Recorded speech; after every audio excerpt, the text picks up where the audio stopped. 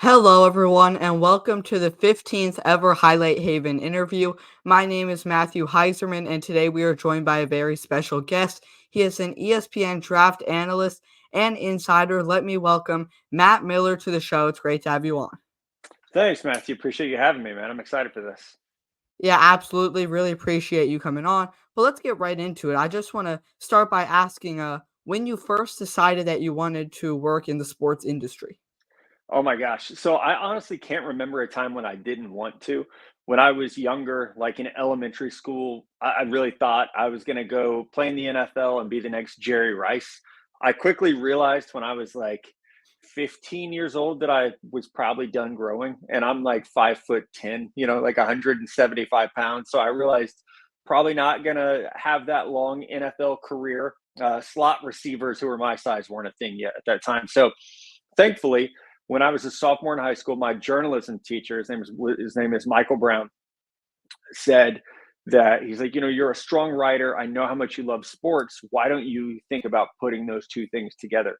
And at that time, like I was obsessed with like my brothers and I, we'd wake up every day and we'd watch Sports Center. We'd come home from school, we'd turn on NFL films. Like our lives revolved around sports and really around football. And so it's like, I mean, I was watching guys like Chris Berman and Mel Kiper Jr. and you know, Chris Mortensen and all these greats, these legends of broadcasting. And I was like, gosh, that's what I want to do. If there's a world where maybe I can't play football forever, but maybe I can have a career surrounding it. So it's a long answer, but as long as I can remember, I wanted to have the career that I have today. Yeah, absolutely.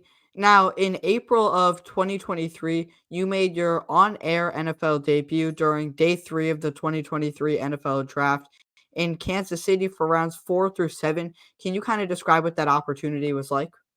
Yeah, I mean, it's surreal. Again, I grew up watching the draft.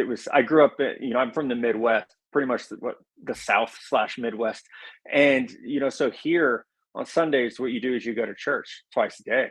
And when I was a kid, the draft was on Saturday all day and Sunday all day. The only two Sundays out of the year that we were allowed to miss church was the Super Bowl and the NFL draft. So it was something that like my world revolved around the NFL draft in my teens before I got into this industry, certainly. So to have that opportunity to be seated next to Mel Kiper Jr. and Todd McShay and Lewis Riddick with Reese Davis sitting beside me, it was one of those things where I think you wonder how you got there, or are you really there? It's like you kind of pinch yourself moment. For me, it was extra special because Kansas City is my backyard. I live just south of Kansas City, so to have that moment of, I covered the draft for 10 years at Bleacher Report and was on camera for 9 of those 10 years, I believe. So like being on camera for the draft was something that I had accomplished, but being on camera at ESPN for the draft, and I mean no disrespect to Bleacher Report. I have so much love for BR and the people who gave me my opportunities, but to be doing that for ESPN and to be two chairs down from Mel Kiper Jr., who is the whole reason that this industry exists, right? Was surreal. And then to have my wife and kids be able to be there, my parents and my brothers were able to be there in the crowd. So it was special for so many different reasons. And the cool thing is the people at ESPN, like they didn't put me on stage because it was going to be in Kansas City and it was like a fun feel good story. They put me on stage because Mel vouched for me and said, hey, he's worked really hard, he deserves this. Let's get him up on the stage. So many different things kind of connected to make that, I mean, probably to this day, I've been working in this field for 14 years now. It's probably still the thing that I think of as like the most special moment of that career. Yeah, now, as an analyst, what would you say is the most important factor to pay attention to when analyzing a player? Yeah, I there's not just one thing, honestly. I think the most important thing is to pay attention. The most important thing is to do the work, to watch the players. Don't get sucked into groupthink, whether that be through social media or through announcers and analysts, but is to actually formulate your own opinions. I have really dialed back sharing my opinions on social media just because it's you encounter so many different opinions when you do that, and it almost becomes too time consuming because you're just wading through all these, divergent opinions, and some people just have their biases. So I think the key is to just do the work. I have a rule that I won't comment on a player until I've studied three of their games. Now that's different than like me sitting down on a Saturday. Maybe I've watched three University of Georgia games on TV. To me, that's a little different than actually sitting and scouting Carson Beck or Malachi Starks and saying, okay, here's my formulated opinion of them. Not watching TV, not listening to Kirk Herbstreit break them down, but actually watching them myself. So I think the key is do the work. Find what works for you. I don't think anyone does this job the same, whether it be myself or the guys I work with at ESPN or someone like Daniel Jeremiah at NFL Network. I think we all approach it a little bit differently, just because of our backgrounds, because of our what we're looking for when we're looking at players. The first thing I'll tell you, the first thing I always do, every player I write, and I still handwrite notes because I'm old school. The first thing I write about a player is it's called their body type. It's just what do they look like as an athlete, or how they're built, arm length, leg length. Do they have broad shoulders? Do they have narrow shoulders? How quickly do they move? Does it look like they have heavy feet or light feet?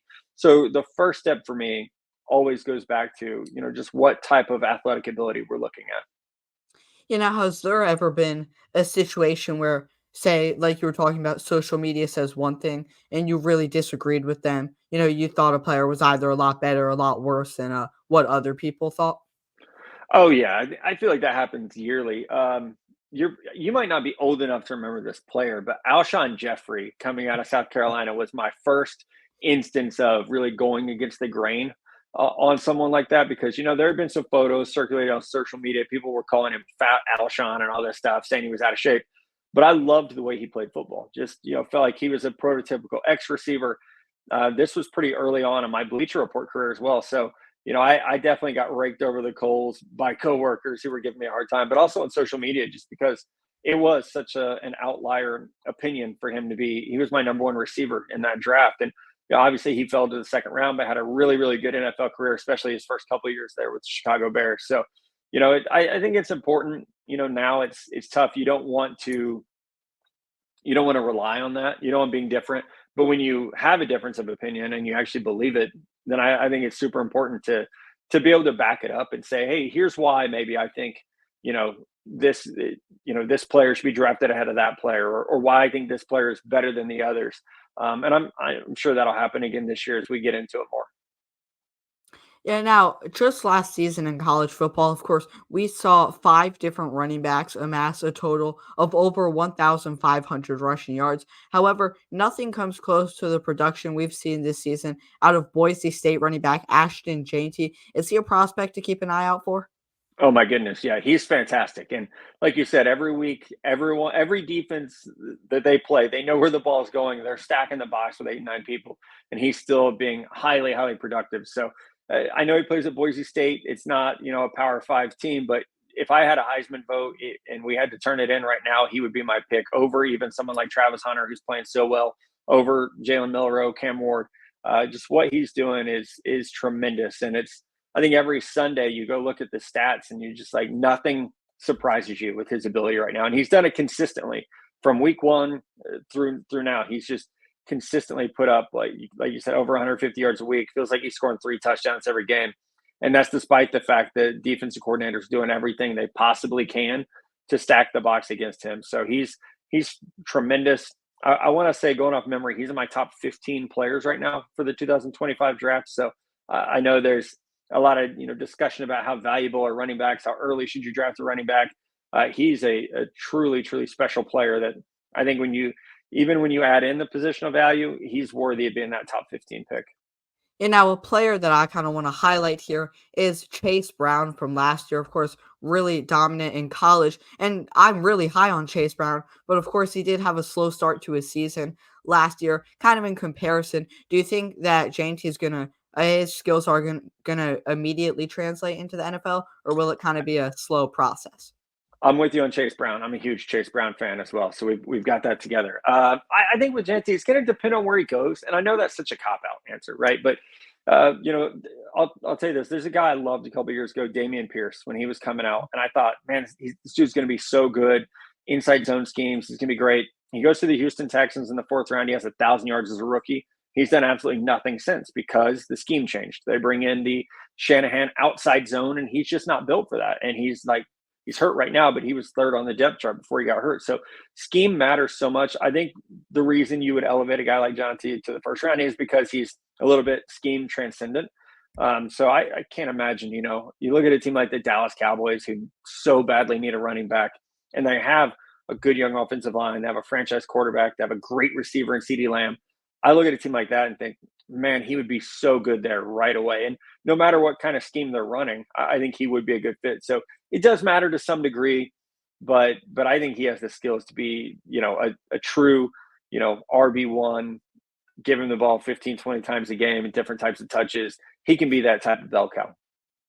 Yeah, now another player that I wanted to focus on who has been making headlines is, of course, Travis Hunter, who plays both wide receiver and cornerback. As of right now, is there a team that you think may especially be interested in him?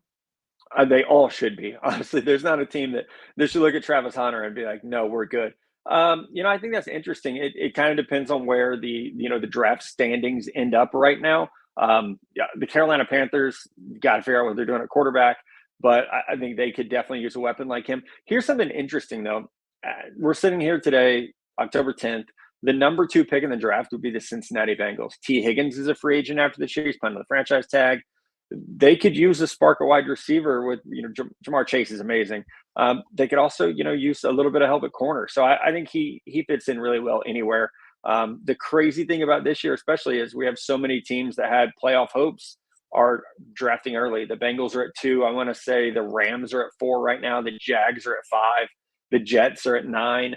So we have all these teams that we thought would be, in a playoff race, if not, legit playoff contenders that are drafting early. And so I think, Travis is going to have some decisions to make. I think first is, how does he see himself? Does he see himself as a receiver or a corner? Is he going to try to do a little bit of both at the next level? So that's kind of the first hurdle, I think, in evaluating who he is as a prospect. And then from there, you can start to parse it out and say, okay, well, here's how he's going to fit.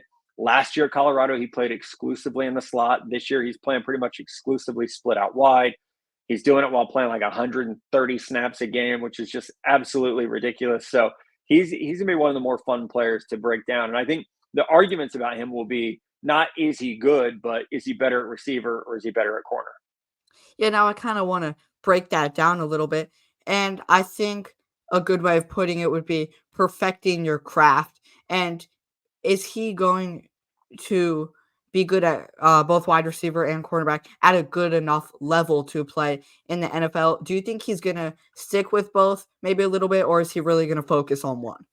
My advice would be to focus on one. And my colleague and I, Jordan Reed, just last week, we published an article about this where we talked to NFL scouts about Travis Hunter. And it's like, what do you do with a player like this? And, my stance on it was wide receivers make a lot more money than corners. And it's a lot less wear and tear on your body. He's 185 pounds. Do you really want him tackling people 15, 20 times a game?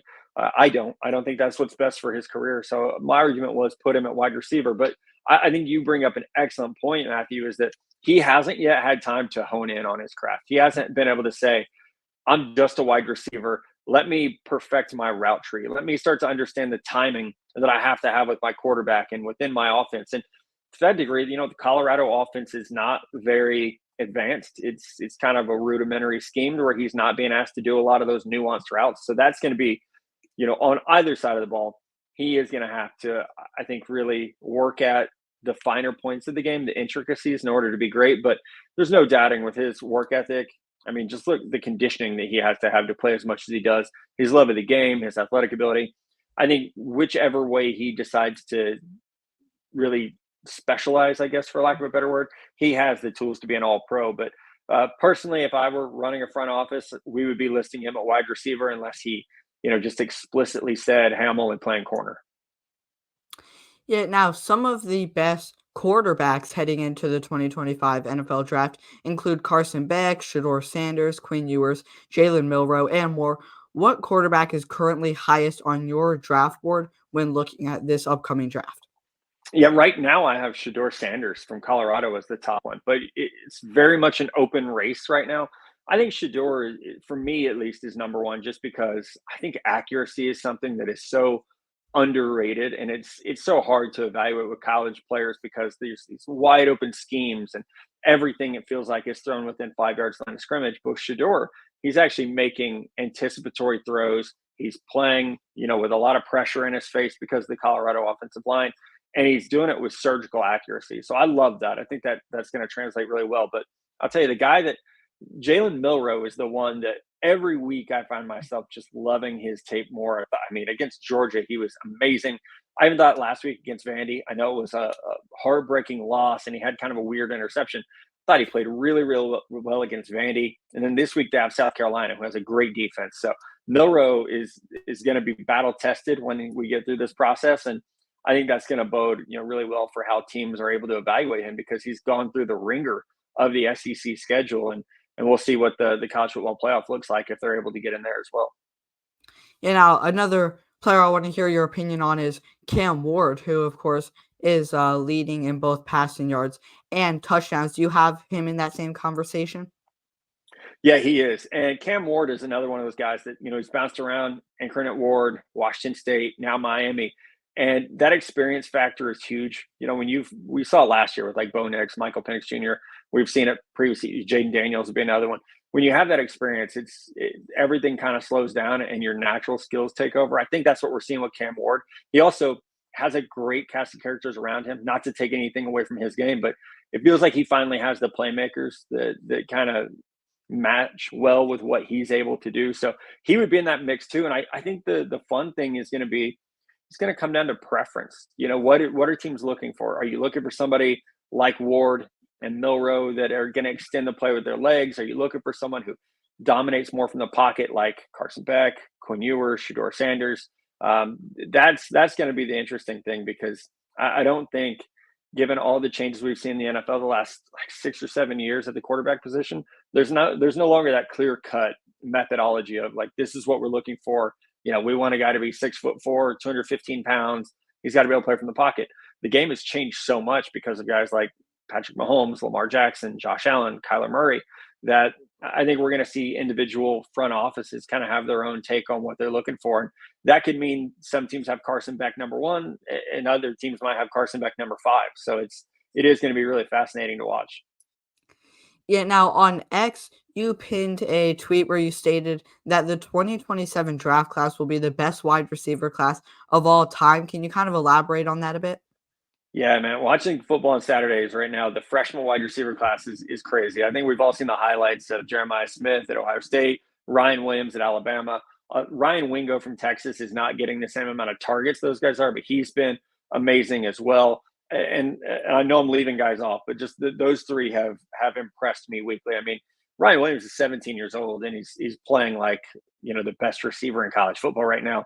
When you talk to people at Ohio State, they rave about Jeremiah Smith, how he might be the best receiver that's ever come through there, which is incredible considering what we've seen come out of Ohio State the last 10 years at that position. So it's going to be a great group. And I know we just had a great group. Marvin Harrison Jr., Malik Neighbors, Roma Dunze. Those were 3 amazing players. They were all drafted in the top 10. I know it's early, might be a little bit of a hot take, but I think 2017, we're going to see 3 receivers drafted in the top 10 again.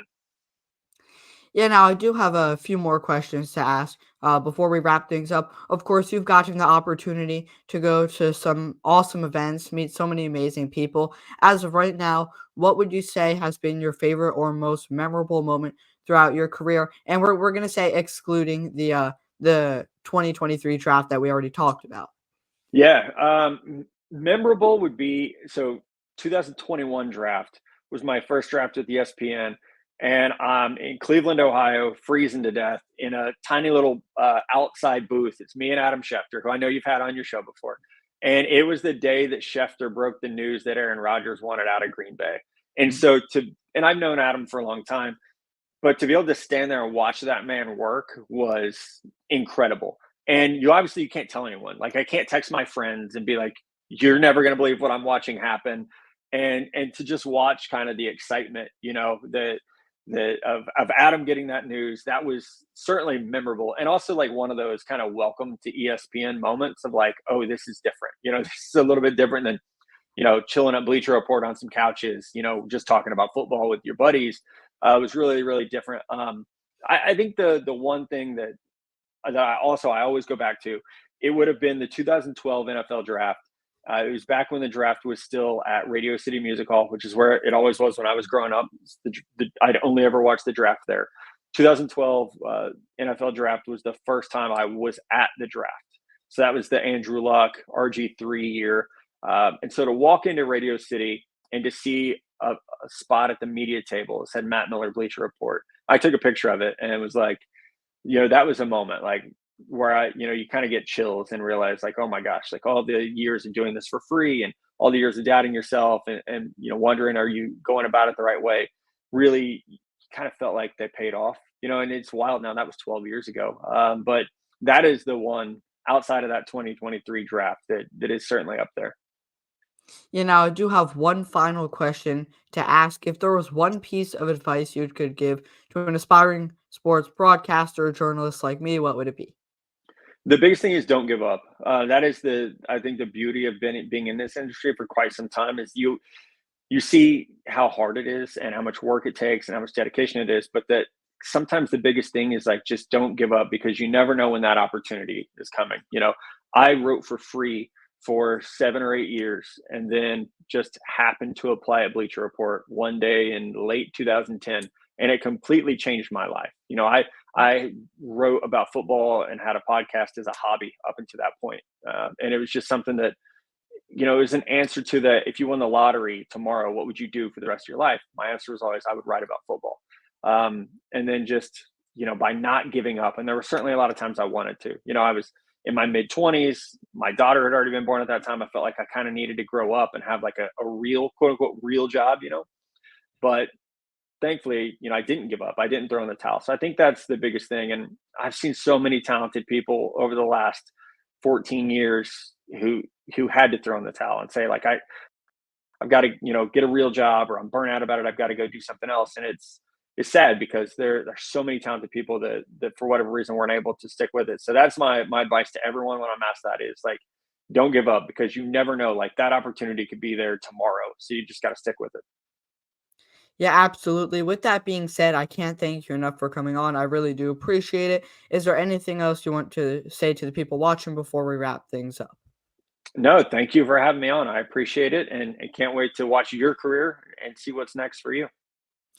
Thank you so much. Again, big thanks to Matt Miller for being the 15th ever Highlight Haven interview guest. And as always, we'll see you next time.